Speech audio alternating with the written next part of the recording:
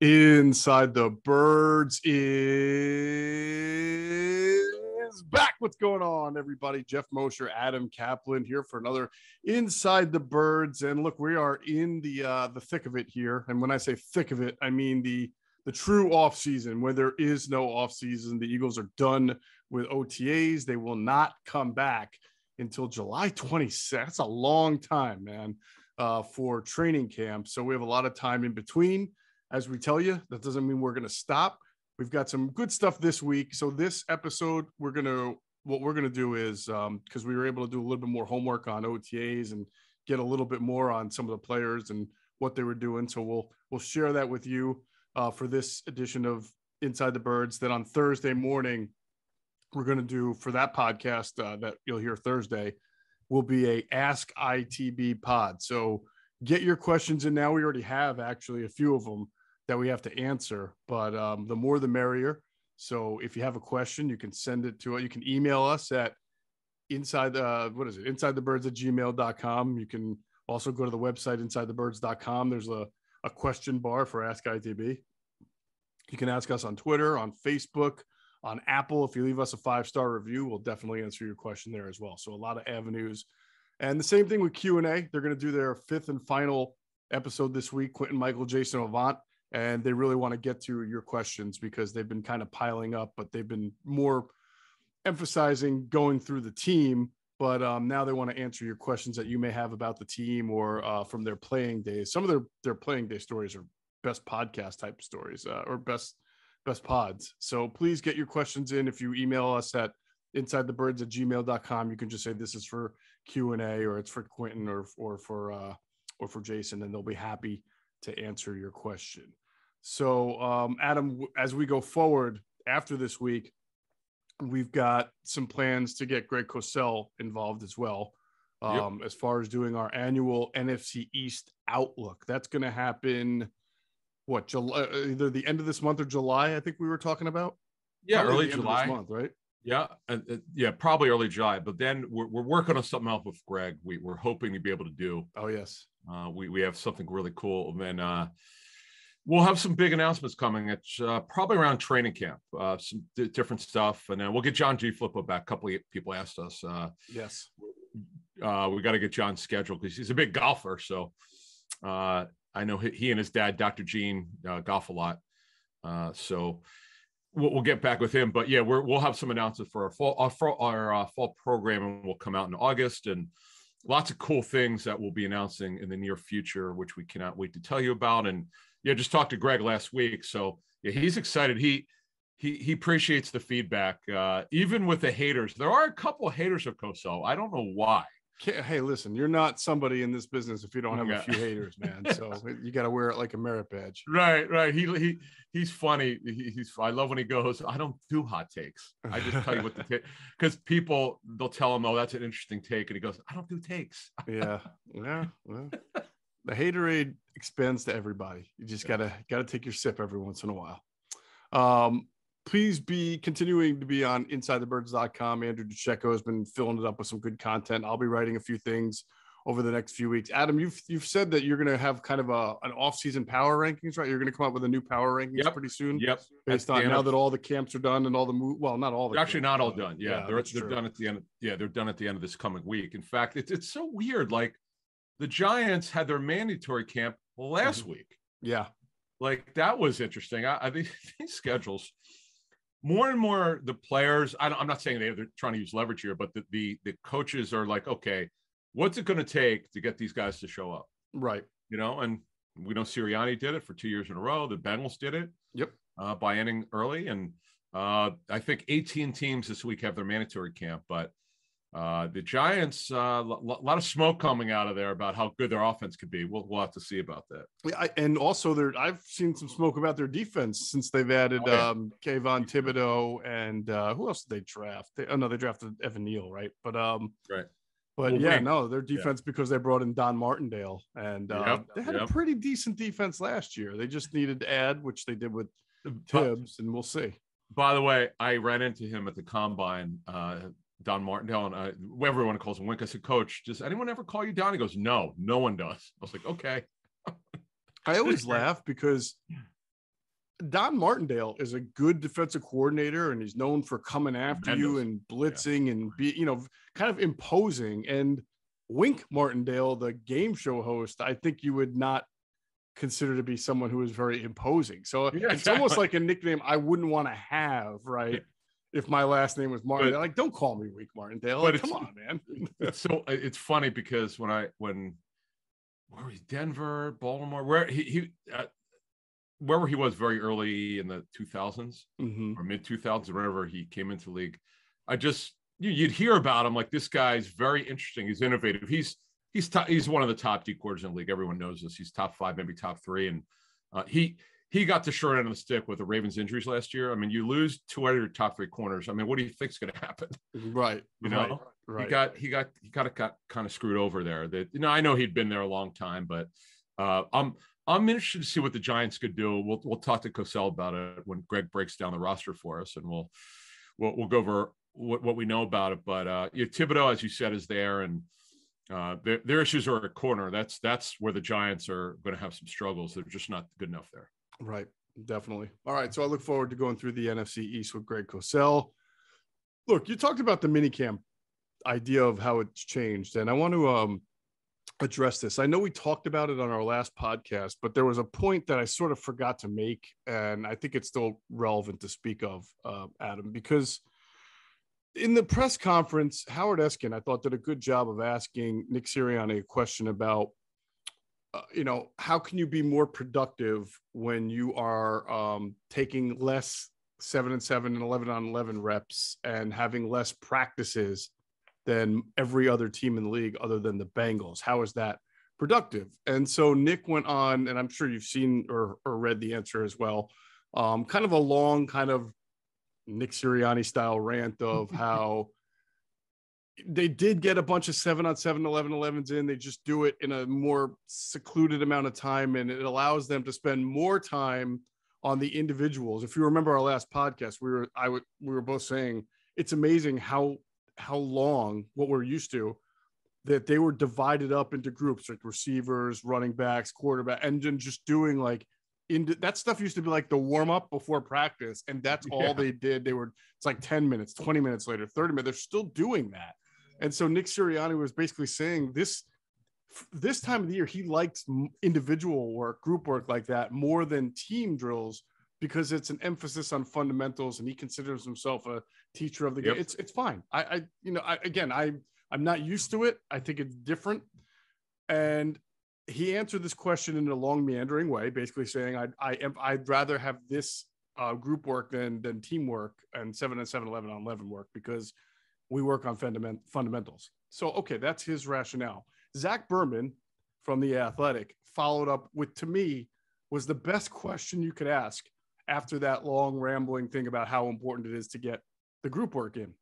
And Zach said, well, if these things are as productive as you say they are, why are you giving up 6 practices of it? Exactly.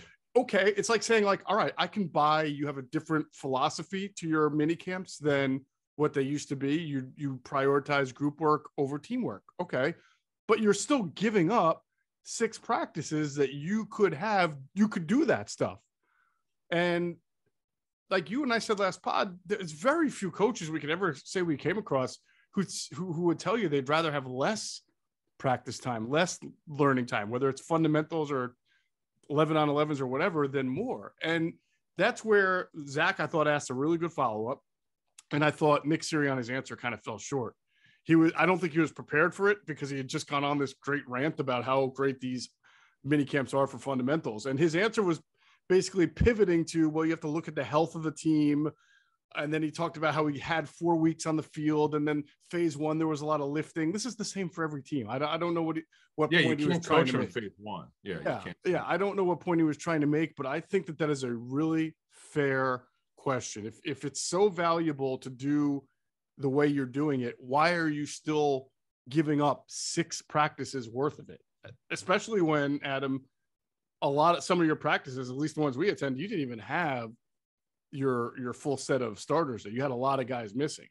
So I just, to me, like, I feel like as a analyzer of the game, as someone who is objective and down, I have seen training camp and OTAs go from one thing to another and lower and fewer and less and less. And I've said, I understand. I get it. I know the way that this one is different to me. I don't feel like the league is trending toward this. This is something only the Eagles and Bengals are doing. Well, they are to a certain extent. They're teams like the Rams. I think this is somewhat of a copycat off the Rams. They have Ted Rath, who's the director of performance. I would bet the house this has a lot to do with it. We don't really talk about him, but he's a big the success. No team over the last 3 years have had fewer players listed on the injury report during the regular season than the Rams. Right. They just won the Super Bowl. I get it. Matthew Stafford, the trade that took him over the top. That's fine. But they believe in sports science like the Eagles do. Mm-hmm. And I side with you. I typically believe in sports science, but I think there becomes a time when they've finally gotten younger. The Eagles are now a very young team. And you have there's adjustment in their defensive scheme this year. We're going to talk about that, which we put this out 2 months ago, but now we have a little bit more information. So now you've got all these new players. The Eagles have had a very good offseason. I'm with you. I would want to get those 6 practices back, but Sirianni's answer just didn't give me Zach Ant's. The follow-up was great. It just didn't give me the answer that I was looking for. So exactly. I don't quite understand why you want to give more practices up, but you know what? There's no way to quantify whether he's right or wrong. It's the performance on the field, because what's going to happen is if they get off to a bad start, people will point the finger at them. Right. They get off to a good start. Oh, he was right. So there's zero way you can quantify this. We don't. Our job is we're reporters first, as always. That'll never change. Right. We'll put our analyst hat every once in a while when we think it's needed. And I don't agree with it, but I have to trust the guys making decision. It's the head coach, along with the sports science staff and Ted Rath, and there's the people, the trainers, and all that. Now we'll see. We'll see what they look like. Now, if they're really super, here's another thing. If we're at training camp or the other people are there, and if their practices are very sloppy in training camp, and it's a lot of the new players, you know what you could say? Well, then that's where you can put it on them. Mm-hmm. Then you have a better answer. Like if you actually see the younger players making mental errors, mm-hmm. you could say, well, why don't you have those practices? Why don't you have these guys working more? Right. In the offseason, that you can quantify, but other than that, it's going to be very, very difficult to say, okay, it was, those 6 practices you didn't get. That's why they're 0-3. Right. Right. You got to be careful with that stuff. Yeah. Now, by the way, the Rams are sort of blazing a trail here, but even they are having more camp practices than the Eagles, because as we've said, only the Bengals and Eagles are having as few as they've had. Well, they were done last week too, by the way, the Rams. They were done earlier, but they still used more time than the Eagles did. Yes, I think the Eagles are at the bottom of, I don't have the exact numbers from all 32 teams, but the Eagles are near the bottom in terms of off-season practices. Right. I thought they were dead last with the Bengals. I thought those were the 2 teams that had the fewest number of camp practices. The Bengals did not have a mandatory camp, but what happened is the Bengals are actually done this week. Mm-hmm. It's kind of a different thing, but the bottom line is, to sum it up, we're going to have to see here, because they have so many new players, and you have to try. They look, they're there. We're not. Right. They have to make a decision which they think is best for them. We'll see if it works. We're not going to know until the time comes. There you go. All right. That was the last point I wanted to make. I thought it was a really good follow-up question. And as you just mentioned, this is something we can look back on and say, they were right, didn't need it. Or you look back and you say, I don't know if that was the smartest idea. So we'll see when the time comes. I'm sure we'll know to come back to that. All right. I want to get to some of the, what we've been able to get from our sources about, the camps. And again, this is different probably than a lot of our past ITB podcasts that wrap up camp for the reasons we just talked about. They didn't do nearly as much as what we're used to doing. And go ahead. Actually, we have a lot more, just so you know, just to jump in, we have a lot more information than we did the last show, and way more than we had in this off season. I just meant like compared to past off seasons where we could just, we would go to 3 or 4 practices and we'd have right. What we want to do is, because people were asking us, why didn't you guys have any information? We wanted to wait instead of piecemealing it. I felt we should wait till we could do a full show of what we've heard for the entire off season, as you said, because as you were saying, that these practices are so light. It's not so much about their light. It's more about, okay, how are these guys carrying assignments? Who's going to have a bigger role this season? who's a little bit behind. There are a couple surprises when we got this information the past week. We had, because reporters you can't see very much in 707s, and it's almost a waste of time. I turned to someone in our Philadelphia media who I was catching up with. I hadn't seen in several months. He goes, "Is this the first time you're here?" I was like, "Yeah." He's like, "What do you think?" I'm like, "You got to be kidding me." He goes, "Yeah." He goes, I was here as much as they were letting us here, and he goes, "I've got very little out of it." But that's why we have sources. So. Definitely. All right, before we get into that information, I just want our listeners to pause for a minute and hear a very important message about protecting your information online from our friends at Aura. Hey, it's Geoff Mosher. Did you know in 2020, 49 million Americans were victims of identity theft? It ended up costing them a combined $56 billion. It's not just happening to people who fall for phishing scams or use bad passwords. 37 billion records in 2022 alone got hacked, from major social media sites to national grocery store chains, cryptocurrency exchanges, pharmacies, and phone and internet providers. Look, unless you want to give up the internet for good, preventing your personal information from leaking could be out of your control. That's why we're excited about Aura, sponsors of this video. Aura's app uses AI and machine learning to protect your identity online. You tell Aura what email addresses, account numbers, and phone numbers you want monitored. Their algorithms scour the dark web, data brokers, public records, and alert you to any criminal activity fast. Aura's app features a VPN that encrypts your browsing history and allows you to stay anonymous online. Also has antivirus software that blocks malware and viruses before they infect your devices. Someone becomes a victim of identity fraud every 14 seconds. Don't be the next one. Let Aura do the hard work of protecting your identity. Adam and I were shocked to see how many times Aura found our personal information on the dark web. If you sign up for a free trial, let us know how many times Aura found your information for you. Try Aura for 2 weeks free and see if your personal identifiable information has leaked to the dark web. You can start your free trial at aura.com/insidethebirds. Protecting your personal data doesn't have to be hard. Try 14 days for free. That's aura.com/insidethebirds. Thanks to Aura for sponsoring this video. All right, let's get on with the information. First of all, we should talk overall about this team right now, especially as compared to last year. Last year at this time, they're coming off 4 wins, a disastrous offseason, the trade of Carson Wentz, firing of Doug Peterson, new coaching staff, everything.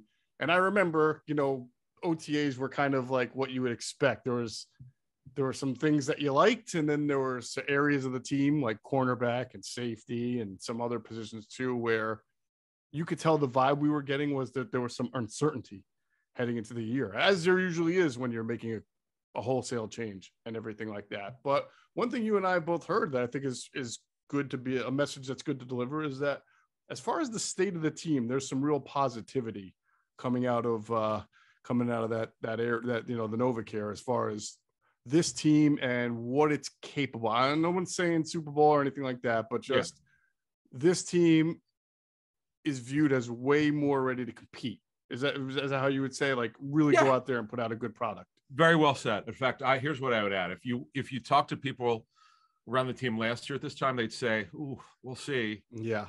It had nothing to do with the coaches. It was just like they look at the roster, as you were pointing out. Ironically, they still have an issue at third cornerback, at safety. It's funny how things haven't changed in that area. Yeah. Yet, everywhere else, they're so much better. I mean, they have not been this good, at least on paper, at linebacker. I don't know how long we'd have to go over that. And what we're going to do, we've got our roster series coming up soon. Can't wait to do that in the offense, defense, and break them down, some of our most popular shows. But the feeling around the team is, versus last year at this point, after OTAs, is night and day. They just think this roster could compete. They've got better depth. You look at the talent at wide receiver now, they're deep. They've got versatility. Still have some issues with the slot position about how they're going to deploy it, but that's another situation for another time. Tight end, they feel a little bit better, still a little bit with the depth. They have bodies, but if Goddard got hurt, obviously it's a big drop off, so we'll have to see there. But offensively and defensively, they just feel better about the depth and the talent level. Their frontline talent is better. Right. And you mentioned, I think, last podcast that the results on or the outlook on Jalen Hurts pretty decent right now, not because of anything you do in 7-on-7, but just like understanding the offense, knowing where you might want to go with the football, tightening up the delivery a little bit, which of course that part of it is much easier to look better in a 7-on-7 than in the game when the rush is coming at you. But from last year to this year, you want to see development. Feels like there's development. Yeah. Basically what we understand, during their entire program, his understanding of the offense is way better.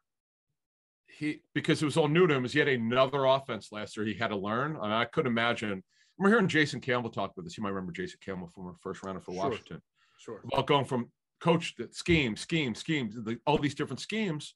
It's hard. It's just hard when you keep going back to high school. And before that, you're rarely in the same offense back to back.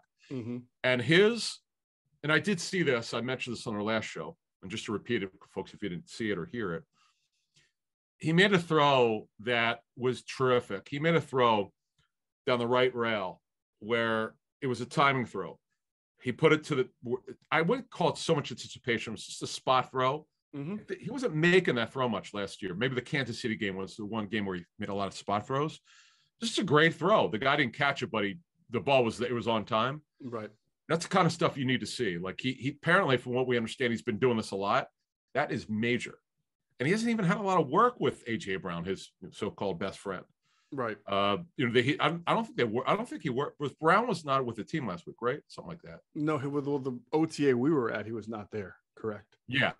I think he wasn't there for a couple of days too, from what I understand. Yeah. So yeah, that's what I thought. So, they didn't get a ton of work this offseason, but they'll obviously do it big time in training camp. But the good thing is he's starting to understand where he's not thinking as much out there because more natural. And the timing, the getting the ball out at 2.5 seconds or 2.3, which is whatever the route calls for, his timing is way better. Now, you made a really good point on our last show, which we're someone I'm going to look for in training camp. The big issue he did not have a good training camp last year, very up and down, to be kind. Mm-hmm. The big issue for him is bailing. Don't bail. Stay in there. This is what you pointed out to me when we were at practice last week. Right. I'm glad you mentioned it on our show on Thursday. He has a tendency to bail when he doesn't like what he sees. No, stay in there. Only run when it's not there. When you're convinced 1, 2, and 3 are not there, then bail. Right. Especially I want people to understand. We're talking about practice. Yeah. Because you're not rushed. Nobody can hit you in practice. So if that's something you have to work on, there's no sense in leaving the pocket. Just continue to work on staying there and trying to find your guy. Right. No, I just want to say that because I don't want people to think we're advocating that he can't do that in a game now or something. We're not trying to take away his strength. We're just talking about practice, working on that. Right. And again, in 7-on-7s, the way the Eagles do, there's 0 pass rush, untimed. You could take 20 seconds. Obviously, they don't want you to do that, to run it out in 3 seconds. But within 3 seconds, quite frankly, most plays are not. They're no longer than 2.7. It's typically the longest you want on a 7-step drop. But the fact of the matter is, his sense of timing and know where the progression is much better, and that is really important. I cannot wait to get to training camp to see this. Yep, because that's when he's growing in this offense and it's growing this understanding. Because now with Goddard, and we'll get to Goddard in a couple minutes, we've got some good stuff on him. With Smith, Devontae Smith, and AJ Brown, and Quez Watkins, and Zach Pascal. Who knows this offense because he played in it, or most of it he's played in before, because he knows it's caught. The one Sirianni is running is not quite Frank Reich's offense. It's a combination of a couple schemes, but he knows the offense. And then you've got Goddard. I mean, this is a pretty good pass target group. Guys will get open. They have guys who could run, the guys who could be physical. This is a pretty diverse pass target group here. So if he's got his timing down, the Eagles are going to score this year. I think that the area that his improvement, if it's there for the regular season, would lead to overall team improvement is in run after catch and yards after catch, because that's where AJ Brown specializes, especially run after catch, and Dallas Goedert yards after contact. I mean, he's great at making that catch in traffic, shedding a few tackles, getting up north. on the field. And even Devontae Smith, and I know this is going to sound like heresy to some people, but if Jalen Reagor's on the team and out there practicing, that if he can catch the ball and they can put it in his hands, 3 or 4 times in open space, he's got that ability as well. It just, we haven't seen it nearly consistently enough, but there actually have been some spurts. I think people forget Jalen Reagor had a couple of touchdowns last year. Yeah, year one. Yeah, really year one though. Yeah. Yeah, definitely more year one. But I'm saying he had like 3 or 4 touchdowns last year, I think. But I have no idea. Either way, it can happen. And so, and the big emphasis with Jalen is he doesn't have to be Drew Brees for this to be a good team. And he doesn't have to. Not every single throw has to be like premeditated and spot on and thrown with anticipation. He just has to improve in that area because he has great other natural talents that Drew Brees doesn't have, like the ability to get out of the pocket and make plays. Probably has a stronger arm overall. I mean, I don't remember. Yeah, because Drew always had the shoulder, right? I mean, he had that surgically repaired. He was never a gunslinger. He just threw the ball a lot. Cosell told me years ago that Brees' arm strength improved over time. Yeah. Because he had the labrum surgery, and he just had to get it right after he left the Chargers. Right. But no, he was a really good deep ball thrower because deep ball's not about power; it's about timing and touch. Exactly. Yeah. And Drew Brees is a terrific deep ball throw. But getting back to same thing with Russell Wilson, by the way, not a strong arm, the best. But a great deep ball thrower. Oh, he is. I mean, just tremendous. He's tremendous. The Eagles, for years. Man, he has it. Yeah. But Hurts, I'll tell you, we'll see. We'll see. He in Wednesday's practice, which was their final in the offseason, he had the 2 bombs back to back. Mm-hmm. Look, it was great. But it's 7-on-7 doesn't mean anything, but it was good to see him do that. If you're keeping score, it's good that he could hit deep balls, but they're in 7-on-7. There's no disguise of coverage. Right. It's a passing drill, Right. That's why you don't want to read into it. And then what's that? Yeah, that's really all it is. Yeah. You take this to training camp. That's all we'll see. It just, again, as coaches will tell you, as they've told me for years, this doesn't mean a whole lot. Don't worry about it. Just what you're looking for is to improve on his knowledge of the offense. And boy, he has. Let's see if he can take it to training camp. All right, good. So good stuff on Jalen Hurts. Now, just from the one practice I was at, it was disappointing as far as any other quarterback. I was hoping to see Carson Strong just a little bit. I don't remember seeing any reps if he got any. I know that Sirianni said that after the media left, they did more rookie. I guess they did like 5 to 10 minutes of rookie 7-on-7 or 11-on-11. They did something more with rookie development. Okay. So that's where he probably got his reps, but we just didn't get to see anything. Yeah. What I was told is don't even read into anything. He says, you'll see Strong in training camp. He goes, that's what we had heard is that his thing is to read Sinet off the roster and make the roster so they don't have to waive him to get him on there. Right.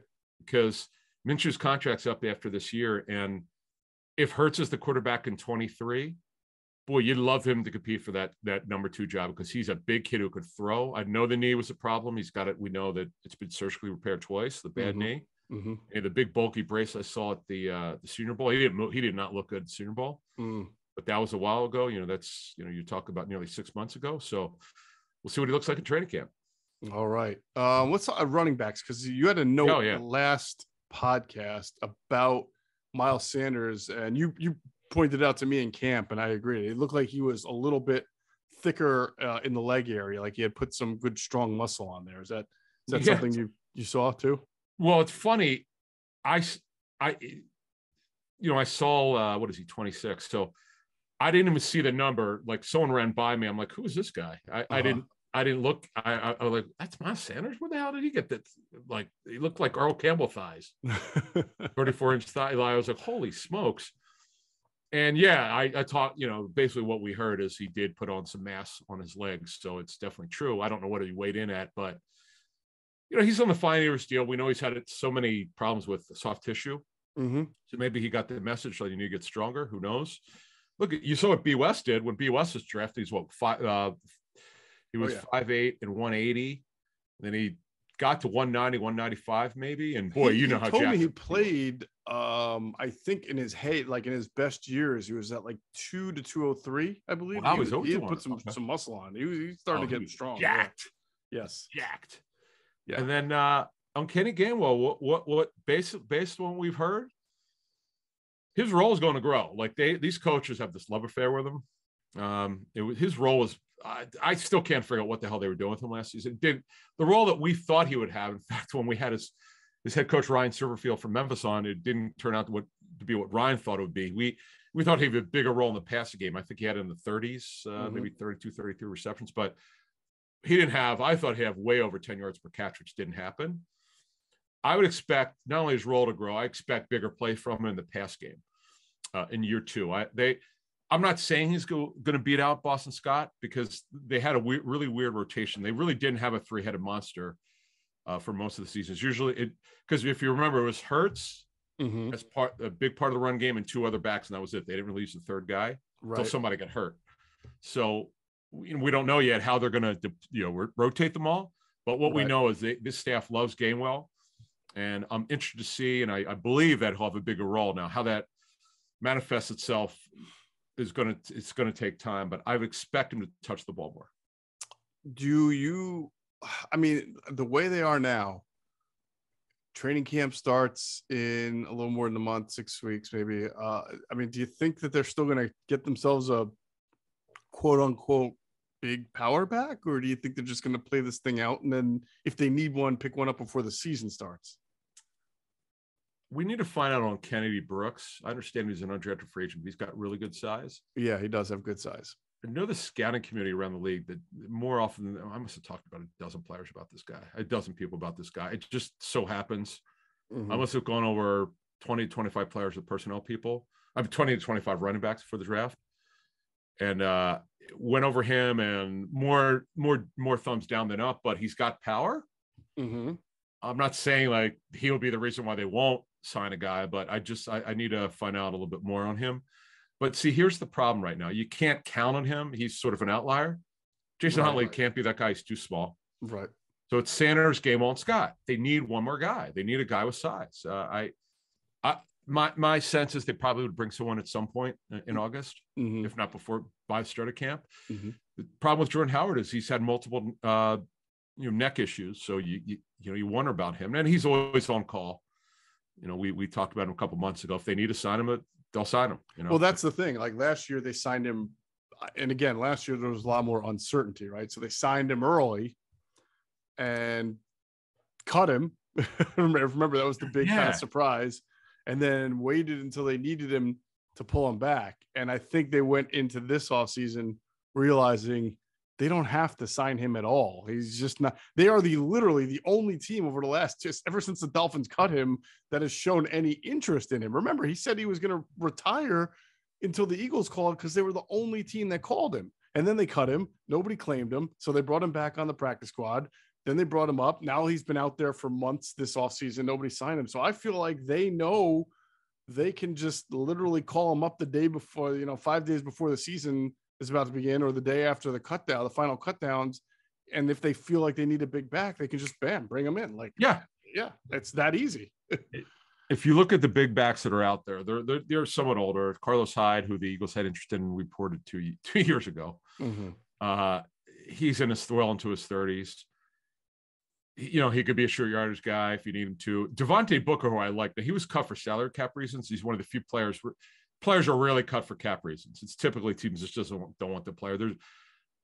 There's just very few instances where players cut for cap reasons these days, because the cap keep going up. Right. But he literally was. They had such a cap problem. They didn't want to pay him his $2 million. Devontae Booker's a good back. He's also older. Yep. We'll see if the Giants want to bring him back. They definitely need to add another back. The Giants. He's a big back. Tavis Murray's a good football player, excellent pass protector. Yep. To catch the football, short yardage guy. He's up there in age. Devontae Freeman's not good in pass pro, but he revived his career with Baltimore last season. David Johnson's out there, well into he's 31 years old, near the end of his career.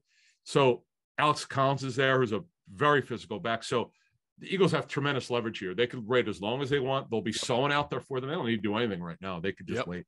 Yep. And if it's not someone who's available right now, usually veteran running backs are among the first to go on cut down day. So as Jordan Howard saw last year.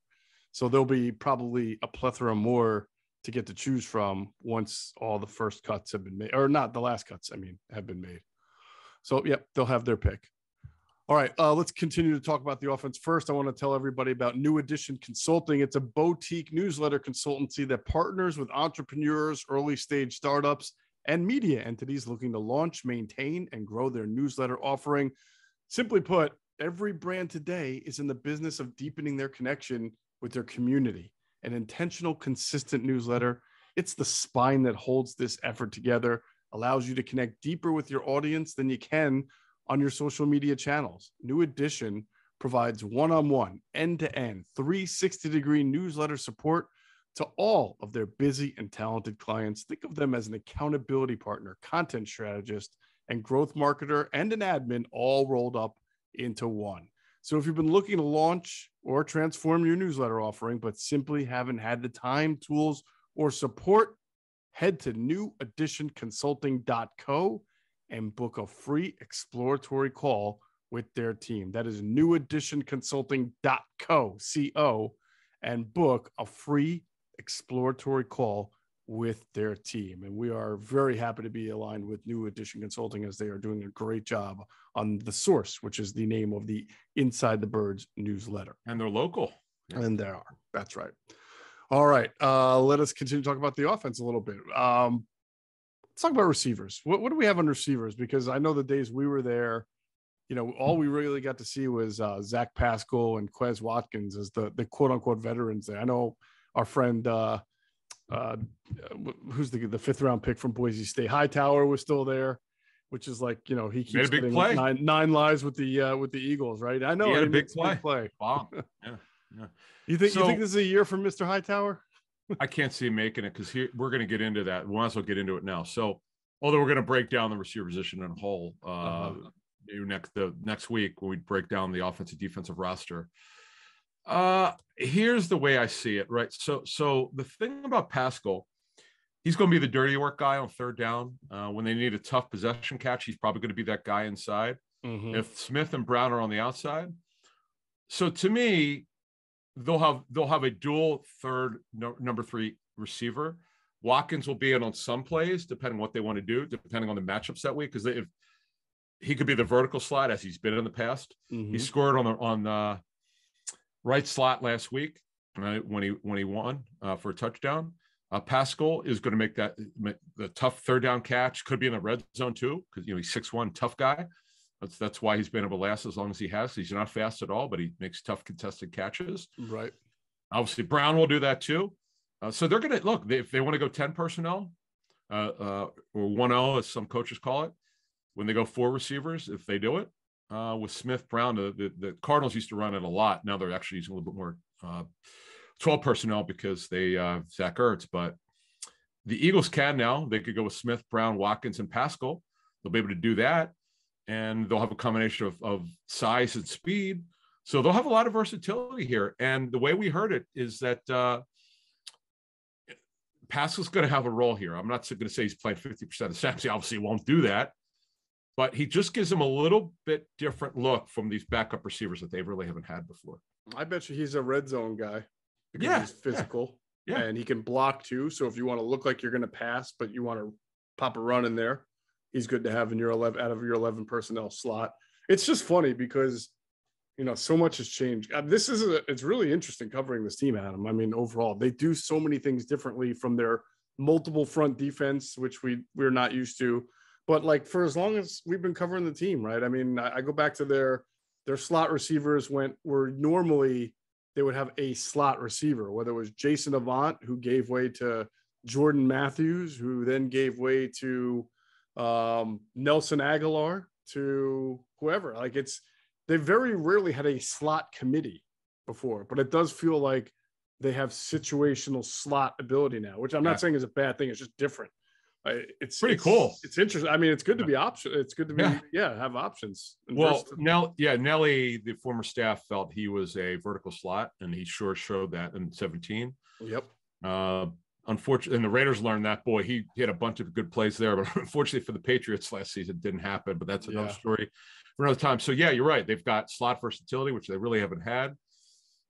Brown, although Brown is a natural X, he certainly can move him around. He's made plays in the slot. Mm-hmm. But you're going to see a lot of that bang 8 play where you line up on the right, he just crosses over the middle and he wins with leverage. I've lost count about, he must have won that route. He just always wins. And now he gives Smith size protection on the other side. So Devontae's not going to run those possession routes much probably anymore. He doesn't have to. I mean, they'll move him around. He'll be more of a Z. Yep. But Brown and Pascal get those tough contested catches, which you need, because Smith is a little bit thin, at 167 or 168. And then Quez is really not that possession guy. He's deep middle and obviously and way deeper. Right. And they've got obviously Goddard to run down the seam. So they've got a lot of versatility. This is a very good group of pass targets. This is the best they've had in a long time. Can you imagine how good the group could be if Jalen Reagor could be like 30% better than what he's been the first 2 years? I mean, if he can figure it out and they can figure it out and get him on the field, productive, confident, that could be that's the type of X factor that can kind of push you even further than you think you could be, Well, here's the problem though. And again, they're not cutting him. We've said this for like months now. Right. And I know there's some people with Eagles think that they won't trade him. I'll believe it when I see it. I'll believe it when we get to the first week of September. That's another story for another time. But another guy we got to mention, because it's happening. You mentioned the slot. This Britton Covey, that's the way I was told it's pronounced, running into someone from the Eagles. I was at practice last week, said, it's because no one seems to get it right. It's Covey, whatever. I'm going to go with Covey. I'm definitely guilty of the Covey. Right. I didn't know. Britton. It's not Brittain, it's Britton Covey. But he's a little spark plug, 5'8" slot receiver who's got punt return ability, which we saw in the OTA practice. And apparently he's been lighting it up. Yeah. I get it. You can't get it. Here's the thing. And he seems to win on a lot of routes. Like he stop routes, so-called choice routes. He gets open a lot, but I really want to see when the pads go on. Yep. You actually put on shoulder pads, you could actually hit a guy. Yeah. That's when I know. That's what I want to see. I agree with you. I'm always skeptical of a little guy who wins in OTAs. And it's nothing against them. It's as you mentioned earlier, it's set up for those guys to really win. The little twitchy speed guys. Yeah. But then the pads come out. Then you get to jam them a little bit and redirect them. And then you get to see if they're legit or not. Now, look, I mean, if he can return punts, Adam, if he can return punts, not fair catch it. Exactly. I would give him a better than average shot to make the team because it's such it's a need and he could probably force Greg Ward out of a job maybe. Because I'm not quite sure what Greg Ward's role is. Greg Ward would not on this team. I don't think so. He's a punt returner. They completely botched this. That means they couldn't get Reagor going as a punt returner, where he was terrific in college, one of the best in his final year at TCU. He's terrific. Yep. Okay. That means everyone they try to punt return, because Greg Ward, his nickname is Fair Catch, because that's all he really does. Yes. I mean, I get it, it's safe. He won't drop it, but I mean, come on, man. You gotta, can you give me like 5 yards? Anyway. Wait, they tried somebody else last year. Remember, what game was it where Reagor was having real difficulties returning punts? And then they put somebody else back there. Was it Quez? And he did the exact same thing as far as he returned a punt from 5 yards from his own end zone and didn't even get it out to the 20. And it was like, oh my God, dude, you have one job.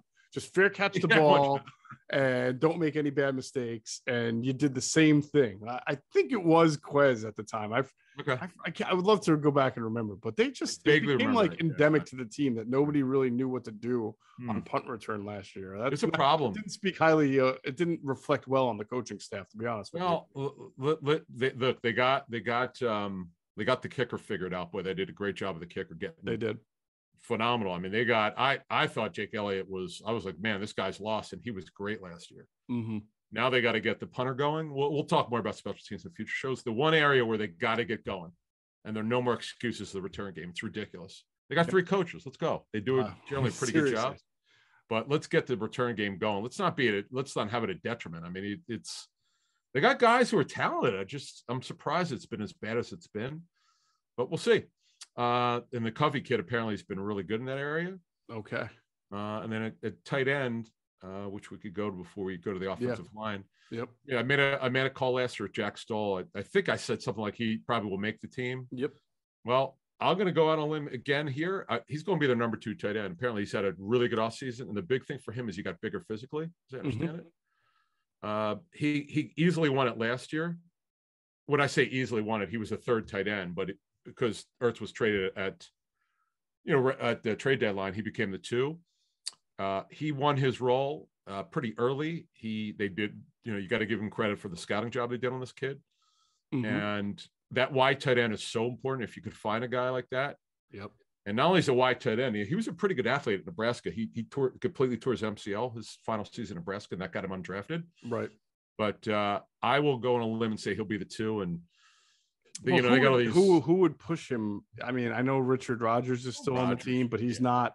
He wasn't even a number 2 when they brought him back. So I mean, Tyree Jackson, he's gonna have a lost year because of the knee. So Grant Calcaterra and I don't like. I get what you're saying. I think what you're saying is significant that he's made a nice little jump here because that's good. They need a second tight end, but I also don't know that they had any real challenger to that spot that you could really seriously consider. Your guy Noah Togiai. I mean, he can block. He's my guy now. Okay. I love saying that. People love to bust our chops over. Oh, I forgot. Hang on. Okay. I stand corrected. Well, no, I'm not standing corrected on this one, but I wanted to mention because just kind of comical. I know where you're going with. Well, it's funny. So one of our shows, folks, if you're new to our show, we have a pregame show, which we'll have again this season. And I called him a tight end last year. It's kind of making fun of him. I know. And now JJ Arthega-Whiteside is playing tight end, but still wearing the same number, though. It's kind of odd. Well, I mean, now that everybody wears all these crazy numbers. I know. Right. But he's a good wall-off blocker, man. He's very violent as a blocker. That's what he was last year as an inside receiver. He was really a blocker in 11 personnel for the run game. Yeah. In 11, he can do right because he'd be 3rd receiver of blocking. They just went right to him. Right. But he won't be out Stoll. What's going to be interesting to see is how many tight ends do they keep? 3 or 4? They historically they haven't kept 4. But one thing I'll say about Howie Roseman is, and one of the things I admire that he gets right, is if a guy deserves to make it, the guy's going to make the team. Like he's not going to cut a guy. Sometimes you could argue, like you could criticize him when who's the kid they drafted in 17 who was terrible? The guy from San Diego State, the running back, who they all love. Donnell Pumphrey. Right. Who they thought was good next, Darren Sproles. Maybe he was the little dog that plays like a big dog. Well, yeah. Well, the phrase that we got from our source back then was, "He's small and he plays small." Just not Darren Sproles is small, but he plays big. Yeah. But I would say that when you look at this situation here at tight end, the question is who deserves to be on the team. Now, the Calcaterra kid, he's an athlete. There's no question he's an athlete, but he's got to earn it. He's not a given. He gives him a little bit of a different look at tight end. He's a better athlete than Stoll, but Stoll's a better blocker. So they're going to be way more of a passing team than last year, but it's not like they're going to completely say, oh, we're going to throw it 70% of the time. That's not going to happen. It should be above the league average. I would put them at 63 to 65%. Right. But when they run, you want to have some guys who can block, and they will do some 12 personnel. Unless Calcaterra just rips it up in camp, I think they go into the season with 2 tight ends on the 53. Really? So just because I think they did that last year, by the way, because of the practice squad rules that allow you to have veterans now. You can put Richard Rodgers, you can do anything. Have a practice squad tight end, veteran tight end, and Calcaterra you can bring back, and then that gives you really 4 tight ends to work with. Problem is you got to cut Calcaterra and he's waived. And then so what? You're cutting a 6th round pick. I mean, he's an interesting. I'll tell you, he's an interesting kid. I mean, he's because he's an athlete. He's Tyree Jackson from torn ACL, and then he had the back fracture before that, so he's a non-entity right now. He's got to earn his way on the team, which is a long shot. Right. Nogi is not be able to make it. He does one thing while he blocks. He could block. Arthega-Whiteside could block. So here's the thing, though, with Stoll getting bigger physically, Togiai can block, Arthega-Whiteside can block, Goddard could definitely block. That was the first thing he did well for the Eagles back in 2018. Yes. They got guys who can block. Who's that second guy? If Goddard got hurt, is that other guy who can catch the football? Right. I might have to, if it's Calcaterra again, if he has a really good camp, then I can see him making the team. If not, I can see him being on the practice squad. Give him a couple of weeks, and someone gets hurt, you call him up. All right, let's go to the offensive line. We saw Seumalo there working at right guard. I mean, it does feel like at this point, Adam, that's his job to lose. Yes, 100%. Now, I don't want to declare him the winner, anyone the winner yet, until other than Stoll, but just because I just think there's such a disparity on, like, Stoll's clearly ahead of the other guys because he's back. He was the third tight end. Then he became the second tight end. The end of the season is the second tight end. He's the second tight end unless someone beats him out. I just don't see it happening. Now, let's go to the right guard position. Mm-hmm. It's new for Seumalo. The way we understand it mentally, he's gotten it down so far, but we're not in pads yet. We're not in the training camp yet, where you could, you can't bang heads right now in OTAs, but you can in training camp. So we'll see if he could stave off Driscoll. But the way that it was explained to us is Seumalo is so much stronger. Mm-hmm. Like the weight has nothing to do with it. It's about technique and sheer power. Yeah, no, he's a more power player. Right. Driscoll is an athletic player. This guy is a power player. Yeah. Right. Now he's a better athlete than he's given credit for, but you're right. He's stronger. Mm-hmm. So Driscoll's just going to have to beat him out. I don't see it happening, but I wouldn't rule it out. Who knows until what you just don't know. This is new for Isaac when it all becomes fast. When it really matters in training camp, that's when it matters. Let's see how he does. But yeah, he absolutely is the guy it's his job to lose, and he could, but I would call him the favorite. No, there's no question about that. Mm-hmm. Dillard, the other thing we got, he is much bigger physically. He's kept the weight on, and he's stronger. Like, he's more defined and cut. Now, what that means right now, he is the backup left tackle. He's on the final year of his rookie deal here.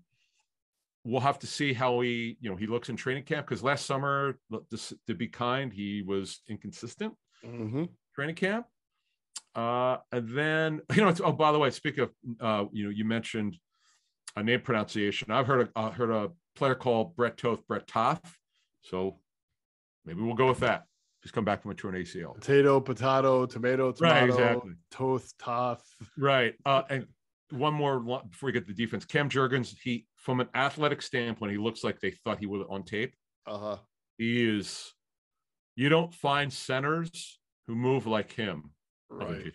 No, but you just don't find guys who move like him. And I could see what Kelsey, who was involved in his drafting, saw on tape. Right. The Dillard thing's interesting, Adam, because he had to play last year a little bit at left tackle when Lane missed the 3 games. Didn't they put Mailata at right tackle for 3? I'm trying to. I have to look.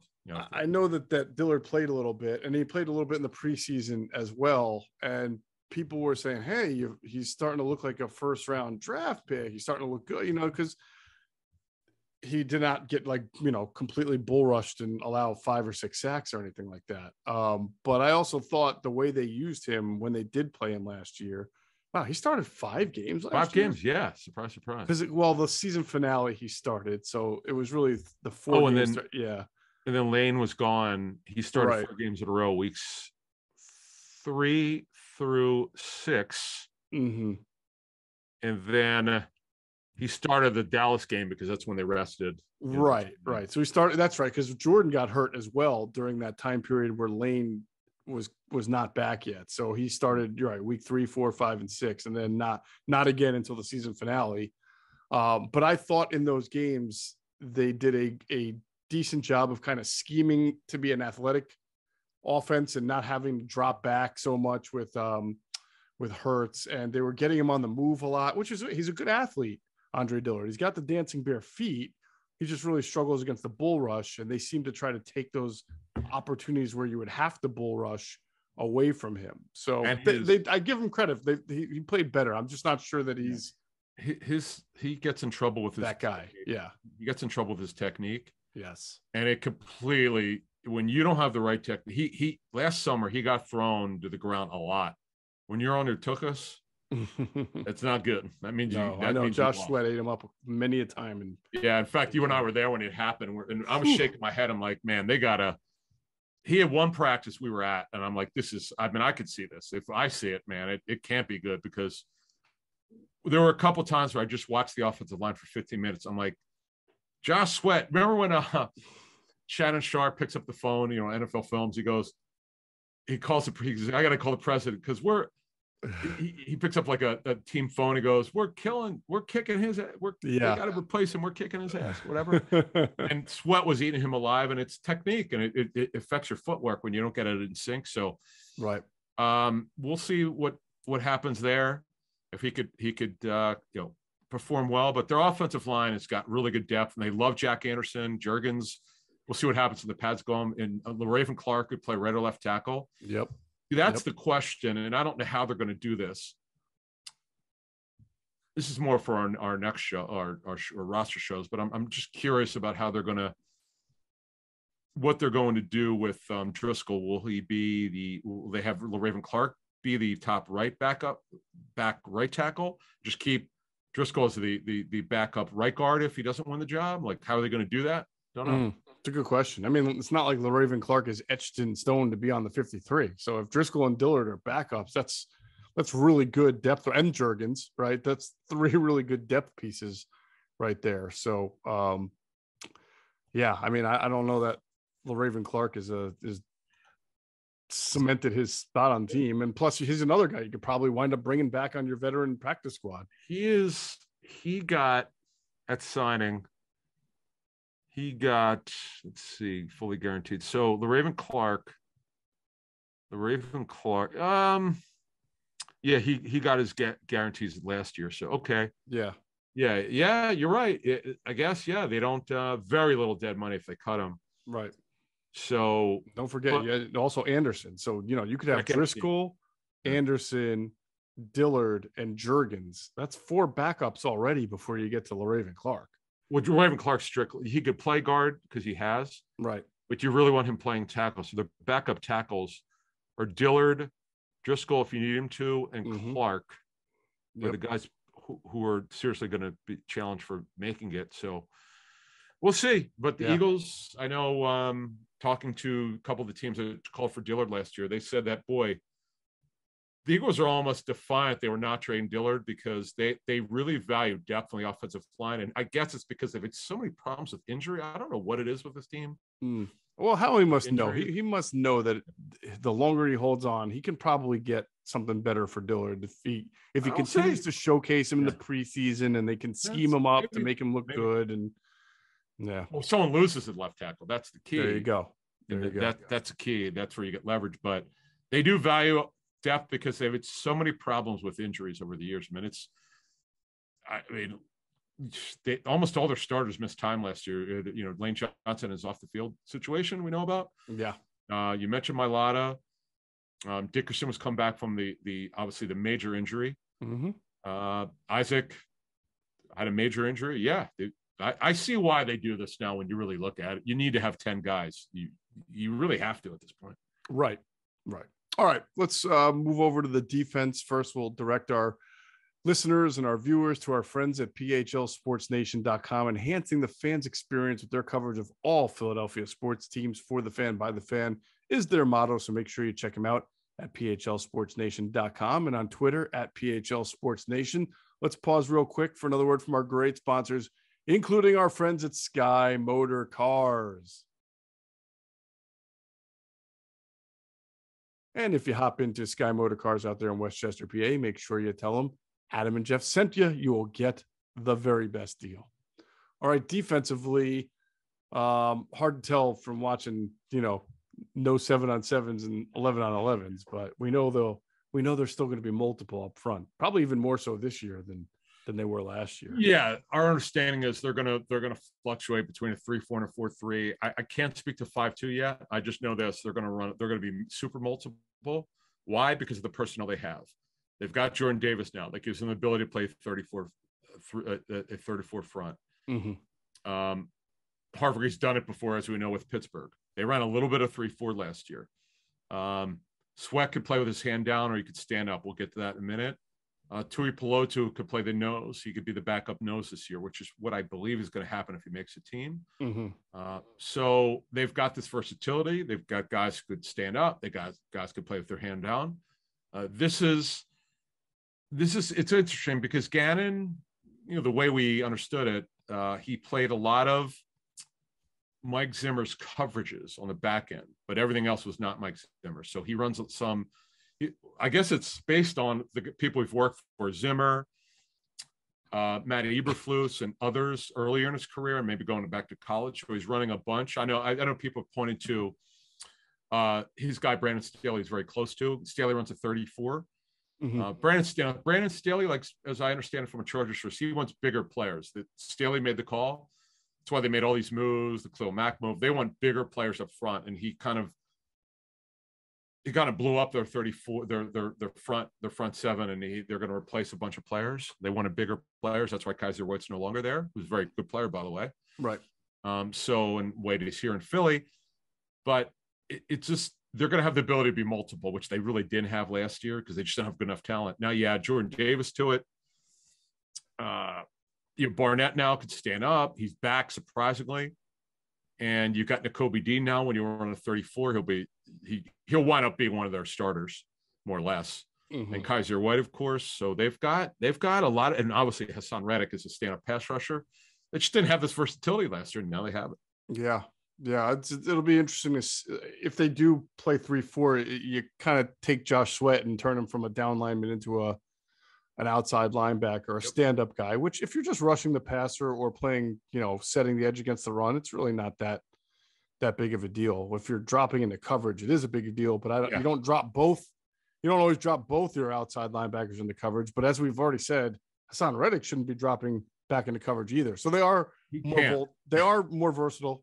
They have more optionality, but they're not necessarily perfectly aligned to play 3-4 a lot either. They just have to. They could probably get. Well, Reddick can. No, Reddick made his bread and butter in 34 front. He talking to our Panther source.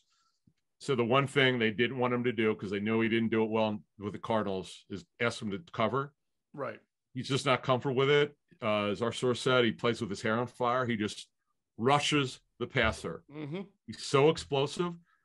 The Eagles will not ask him to rush very much. I mean, to cover very much of it all. He just can't do it. He's just not comfortable with it. Right. That's coaching. You don't ask guys to do things they're not comfortable with. Yeah. So you have to play a specific defense on the back end behind that kind of alignment to make sure you're not killed on those passes to the flats or those wheel routes, obviously, because Reddick is not going to be in coverage and neither will Josh Sweat. So you have to play a style of defense that accounts for the offense's ability to then throw to the back in the flats or out of the backfield and somebody being there to cover, which is that's for them to figure out and us to just analyze when they do or don't do it. Well, we'll look when they run a 34 front. We might as well get to Brandon Graham. Apparently, he looked really good. Sounds like based on what we've heard, people are kind of surprised he's looked as good as he has. Listen, he said it. I think people thought he was just lip service. It's actually real. He said in his press conference he felt as he could go and play a game today. It's actually true based on our sourcing on this. He looks really good. In fact, I think people are surprised. Let's put it this way: come back from a major knee injury at his age, which is a torn Achilles, to look as good as he did. Some people are anxious to see what he really looks like in training camp. But it's the same grass you're going to be on. Yeah, obviously you'll have pads on. You have to ratchet it up, but he looks good. I'm very interested to see this. We know when they run a 43, he'll play inside a little bit. Yep. Jordan Davis, certainly. He will help Cox because you can't double team both players. Someone's going to get free when Jordan Davis is in the game because he's massive. Although he did lose weight, he looks better. I'm interested to see what he weighs in at training camp, though. If he's what is your? I'm still kind of working on this. Just from what you understand about Jordan Davis, I think he's really endearing in the press conferences. He's obviously intelligent. He reminds me of Brandon Graham when Brandon Graham was a rookie. Brandon came in, shook everybody's hand, was gregarious, well-spoken, well thought of, just in general. Like he was a happy-go-lucky type of guy to be around. And it was, what's that? Jordan Davis is very funny. Yes, very funny. Jordan Davis is, and just engaging. Yeah. But Brandon also took a few years to kind of get it on the field. And I'm just wondering, sometimes these guys who have larger than life personalities or are very charismatic, and I think this is unfortunate. Sometimes football people look at them and question, are they just all about football? do they have that football blood in them? Like, have you gotten anything on Jordan and how his dedication and devotion, like when he's out there on the practice field, is he fully invested? I haven't heard anything. I haven't heard anything. Wasn't even on my radar. I just heard that weight is better, looks better. We'll see what he looks like in training camp and how much I'm very curious about how much he'll get on the field. That's no one knows this yet. I mean, we'll find out during training camp. I'm just very curious about what his role. We know that he'll line up as a nose, and how they shade him, we'll see. But I'm just curious about how many snaps he can handle, because that was what Cosell told us on our shows. And I know the Georgia fans weren't happy. They went after him a little bit. They came up with every excuse in the world. It's just Greg was going on, he would see him like a nickel. He's never on the field. Like, he could rarely saw him on the field. And we know that they were national championship team. So there were some blowouts, but when it mattered on third down in pass rushing situations, you like to see this guy on the field because he's massive. But, the Eagles seem to think he'll be a much better pass rusher over time, over the years progress. He'll learn the technique and they'll get him going. But so yeah, that would be it for the front based on what we know. All right, let's go on to some of the other elements of the team. The rookie is pretty explosive, Kyron Johnson, as far as just having that motor, that burst. I think he's got a shot. If he shows he can play at him, he can be a really good special teams player with that kind of motor, 100%.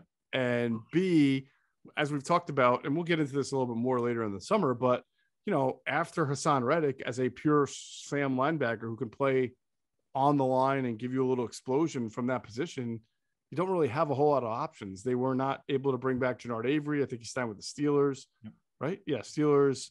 They have Patrick Johnson. He's still, just a guy trying to make the team as well, like he did last year.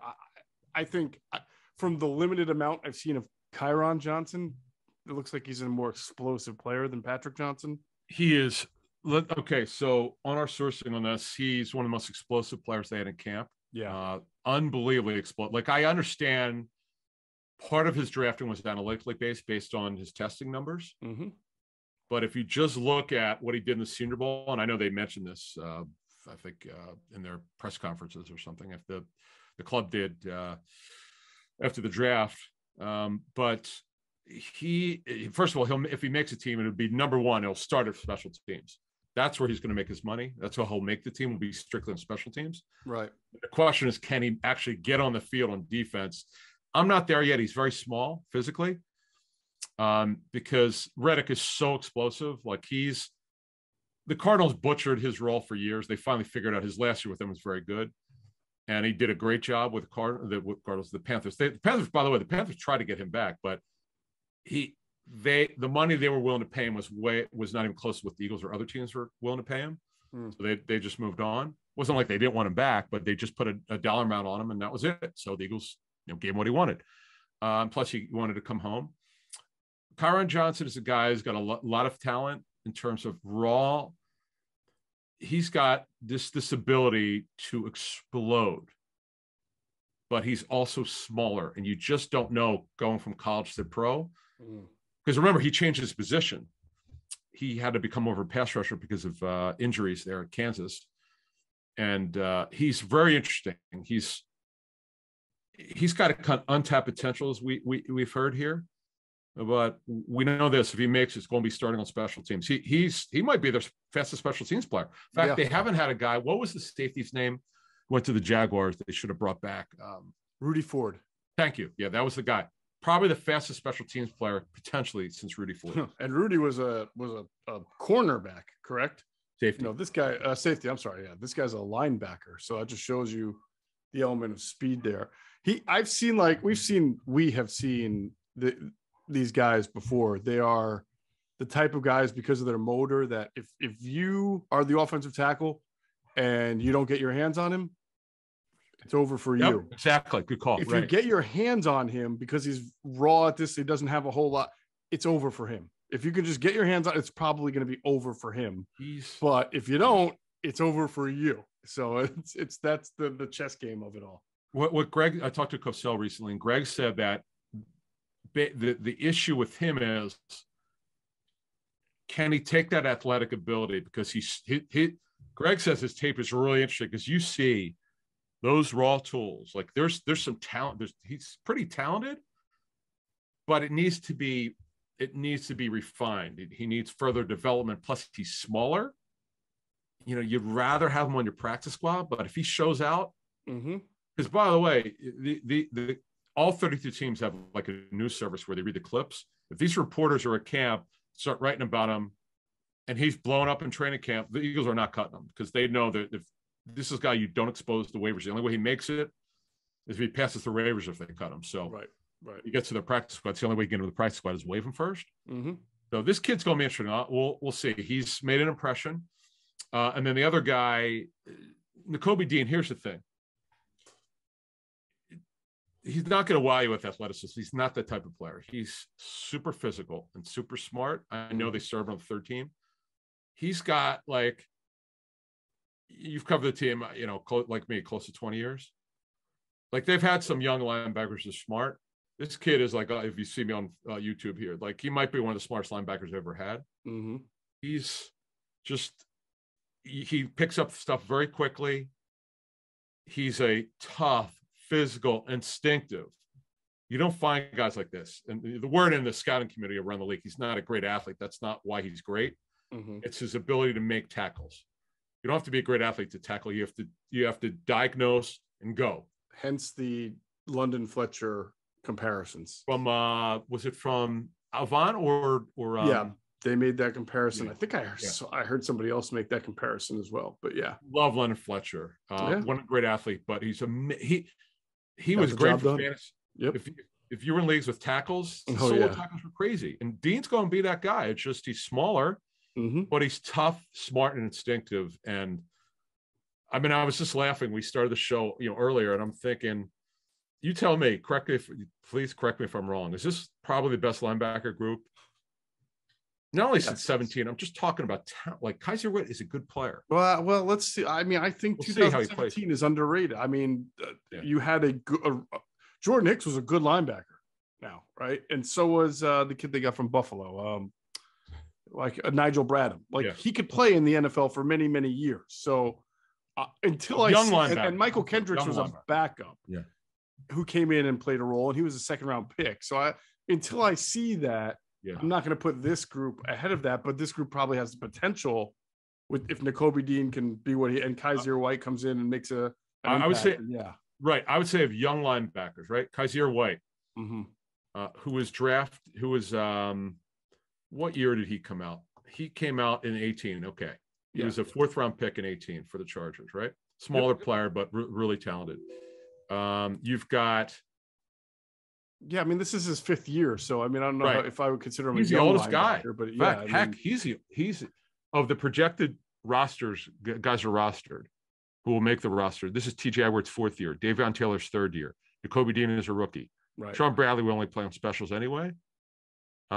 This is between White, Dean, who are their 2 best linebackers on paper at least. Edwards was a decent run stopper. He's been a good story. I'm just talking a young group. This is the best they've had in a long time. Yeah. We could all debate, how they stack up, but it's been a long time. We've done the show since 18. I don't think I've really felt good about the linebackers at all. Well, now. Well, you didn't have any reason to until now. No, they've gotten better, younger. Yep. But now they are kind of smaller, but that's the way the league is. The league is not, 6'3" and 250 with Luke Kuechly. They're getting smaller now. They've been for a while. And the Eagles have been cornering the market on small linebackers for about 20 years. Hello, Matt McCoy. Yes, exactly. Yeah. There's no more Jeremiah Trotters for this team. Oh. Who's the biggest linebacker they've had since Jeremiah Trotter? Oh, well, actually, I go Stuart back. Bradley, I guess. I'm sorry? Stu Bradley was up in the 6'3", 240. Yeah, he was 240. But the biggest linebacker in my time, you'll get it. Think about it. He was. It's the guy they got from Pittsburgh, right? Got it. 99, Levon Kirkland.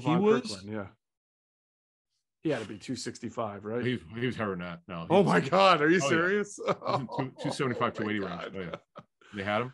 In fact, I remember being in practice and I was joking with someone in the front office saying, "Was he 3? He looked 300." He goes, "No, dude, he ain't that big."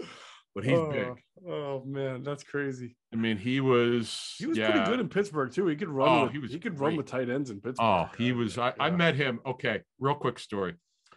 Met him at the 05 Super Bowl, which was in Houston, I think. Yeah, Carolina. It was Carolina, New England. He was retired by then, I think. And he his business card just had 2 Chinese letters on it. I don't know what it meant.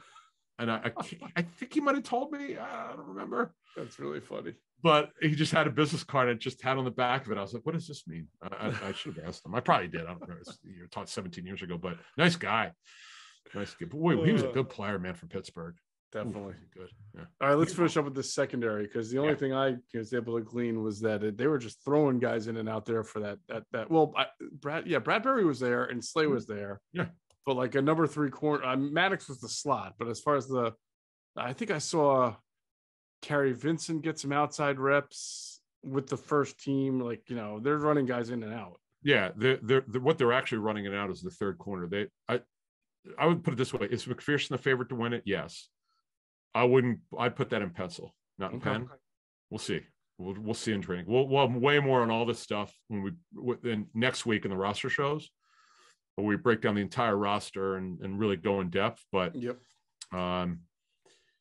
is a pretty good roster comparatively to especially last year at this time. But they certainly think so. Yeah. I'm just very curious how this thing looks like in training camp. Because we can get fooled sometimes, but it's really, yes, it's about OTAs, but not as much as you think. It's just about the talent level of this roster is so much better than when the staff came in last year. It's almost like, how the hell did they make the playoffs? Okay, their schedule was good. Right. Second half. Guess what? Their schedule is very favorable on paper based on the way their opponents look like right now. But that's why they play the game. Great way to end it. That's why they play the game. That's why we do the podcast, the Inside the Birds podcast. Again, next one that comes out Thursday will be an Ask ITB pod. We'll answer all your questions. And of course, if any news happens, we'll address that as well. And then the week after, we'll start to get into the complete roster review as we get a little closer by next week to training camp and the summer and all the good stuff that will come with it. That's going to do it for this episode of Inside the Birds, the leading podcast in Eagles Intel. Big thanks to our new producer, Tyler Strasser, doing a great job. Appreciate that. And big thanks to you. As always, we thank you for flying with us inside the Birds.